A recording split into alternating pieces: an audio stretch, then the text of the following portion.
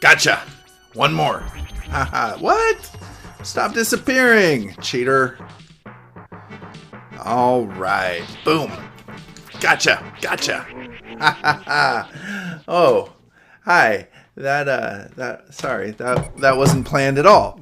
Our popular culture has a lot of references to mummies, from movies about mummies and books about mummies to awesome old school video games from my childhood. But what was the purpose of mummifying the dead in ancient Egypt, and why is that so scary to us? And that's what we're going to look at today when we look at old school Egypt. Old school Egypt? Not old school Egypt. Old Kingdom Egypt.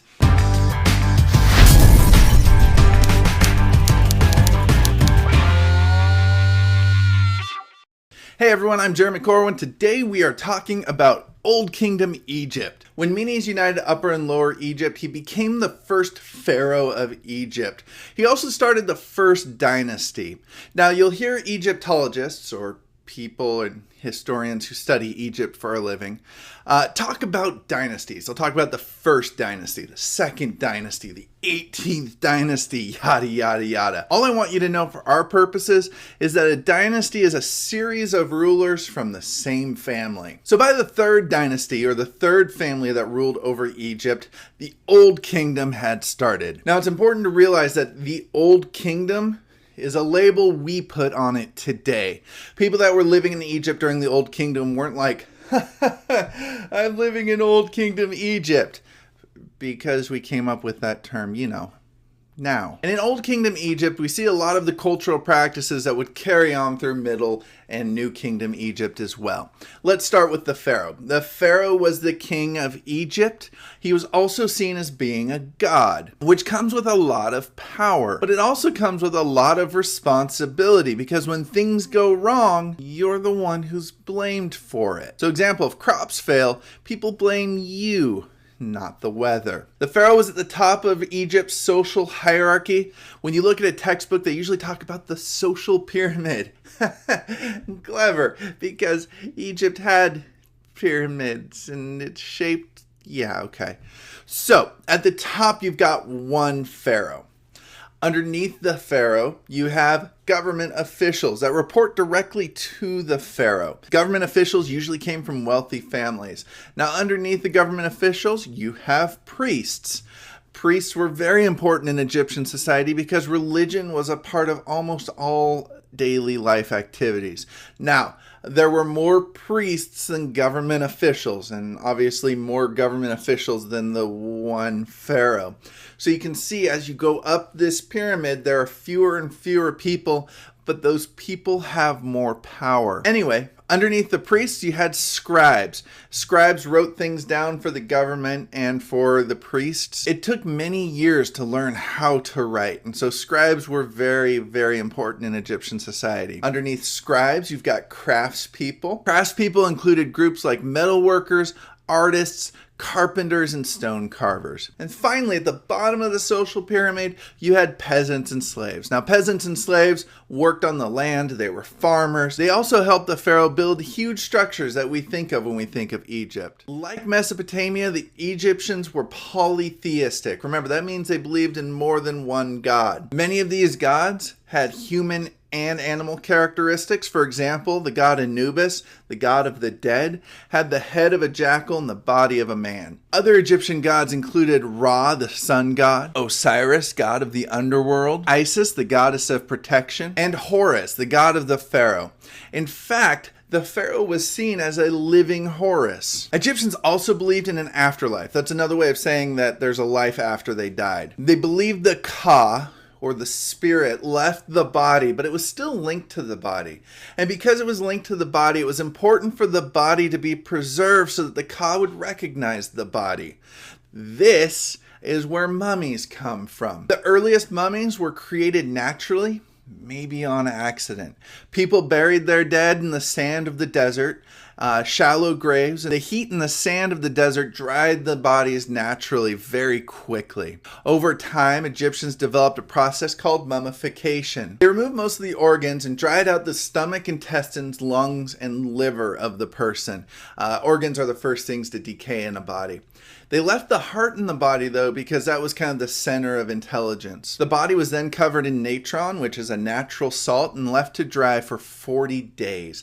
After those 40 days were up, the organs were returned to the body, and the body was wrapped in linens. This process was extremely expensive, and only rich people could afford to do it. People with less money still had to bury their dead in the sand of the desert. Because they believed that the Ka would return to the body, people were buried with the things that they thought they would need in the afterlife, including jewelry and everyday objects and food. Rich and powerful people built huge tombs to hold their bodies. These tombs started as mastabas, which you can see right here. But as the Old Kingdom went on and pharaohs became more powerful, they began to build huge structures called pyramids. The most famous pyramids were built by the pharaoh Khufu in the city of Giza. We are still not sure exactly how they were built, but they are engineering marvels. Engineering is using science for practical things. You know, like building. And people were likely willing to help build the pyramids because the pharaoh was seen as a god, and the happiness of their afterlife depended on the afterlife of the pharaoh. The fact that the pharaohs could get all these people to help them build and use all these resources to build these pyramids shows just how much power the pharaohs had. Ancient Egyptians were not an isolated group of people. They traded with their neighbors. For example, they got gold, ivory, and stone from Nubia. They got wood from Syria, and they received incense and myrrh from an area of the world called Punt next to the Red Sea. We have even found Sumerian artifacts in ancient Egyptian tombs. So how do we know so much about Old Kingdom Egypt? Because writing. Ancient Egyptians wrote stuff down using hieroglyphics. Hieroglyphics was used for religious writing. Here you see a section of the Book of the Dead where a person is being judged for the afterlife. You can see his heart being weighed against a feather, and if his heart was the same weight or lighter than a feather, he was allowed into the afterlife. If not, bad. In these paintings you can also see the god Osiris and the god Anubis. But the reason I'm showing it to you is right here. This is hieroglyphics. And how do we know how to read hieroglyphics? Well, because the Rosetta Stone. No, not that Rosetta Stone. Yeah, that Rosetta Stone. Hey, I get it now. The Rosetta Stone was carved in 3 different languages. Hieroglyphics, which we couldn't read. Demotic script, which we also couldn't read, and was a different form of Egyptian writing, which was used for contracts and other boring stuff. And Ancient Greek, which we could read. Yes! And we used that to compare it to the hieroglyphics, and now we can read hieroglyphics. The Rosetta Stone was found by Napoleon's army. It had been used to help build a fort. Yeah, a fort. Lucky historic find for us. Eventually, the Old Kingdom dynasties lost power due to droughts and other pharaohs trying to take over. Next time, we're going to take a look at Middle and New Kingdom Egypt. Were you paying attention? Answer the next couple of questions to find out. Explain Egypt's social hierarchy. Why did the Egyptians mummify their dead? And who did the ancient Egyptians trade with? And what did they trade for? Hey everybody, thanks for watching today's video. If you are interested in the Book of the Dead, there's an excellent video right here. If you missed the introduction on Egypt that I made, you can click that right here. There's also a link to my first video that I made on medieval feudalism, which recently reached 5,000 views, which is awesome. Thank you. And there's a link to that right over here. Right over. I want it to be right over here. Or over here. I don't know, it's down here somewhere. If you have any input on this video or any of these videos, please leave a comment and let me know. When you think about Egypt, you might picture pyramids, mummies, deserts, but I bet you also think about the Sphinx. The Sphinx is a mythical creature with the body of a lion and the head of a man, and it was built during Old Kingdom Egypt. It was probably built by the pharaoh Khafra, who also built the second pyramid in Giza. Over time, the Giza complex was abandoned, and over the years, the Sphinx was buried up to its head in sand. During the 1920s and 30s, archaeologists uncovered the Sphinx, and you can visit it today. You may notice that the Sphinx is missing a nose, and there's stories about how this happened. It's been blamed on the British. It's been blamed on Napoleon, whose soldiers supposedly shot a cannonball that hit the nose and knocked it right off. That's probably not true. One Arab historian writes that in 1378, a Sufi Muslim by the name of Muhammad Saim al-Dar came across local peasants making offerings to the Sphinx, hoping to help their crops.